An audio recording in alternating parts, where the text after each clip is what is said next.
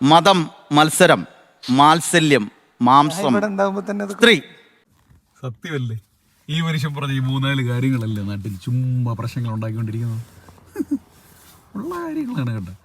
ഇപ്പൊ പുള്ളി പറഞ്ഞത് വെച്ചിട്ട് ചിന്തിച്ചു കഴിഞ്ഞാൽ ഈ പറയുന്ന വിശ്വാസത്തിന്റെ കേസിലാണെങ്കിൽ പോലും ഓവറായിട്ടങ്ങ് വിശ്വസിച്ച് അന്ധവിശ്വാസത്തിലോട്ട് കയറുമ്പോഴല്ലേ പ്രശ്നങ്ങൾ ഉണ്ടാവണത്. സത്യമല്ലയോ? എനിക്കിങ്ങനെ തോന്നിയിട്ടുണ്ട് പണ്ടേ. പക്ഷെ എനിക്ക് തോന്നിയ കാര്യങ്ങൾ ഒരു മനുഷ്യൻ അവിടെ പറയണ കേട്ടപ്പോഴത്തേക്കും ചുമ്മാ ഞാൻ വന്നേ ഉള്ളൂ കേട്ടോ. എൻ്റെ മനസ്സിൽ ഇങ്ങനെയുള്ള ചോദ്യങ്ങളൊക്കെ പോയിട്ടുണ്ട്. എന്നെപ്പോലെ ഇങ്ങനെ ചോദ്യങ്ങളൊക്കെ തോന്നിയിട്ടുള്ള ആരെങ്കിലും ഒക്കെ ഉണ്ടെന്നുണ്ടെങ്കിൽ താഴെ വന്നൊന്ന് കമൻറ്റ് ചെയ്യട്ടെ.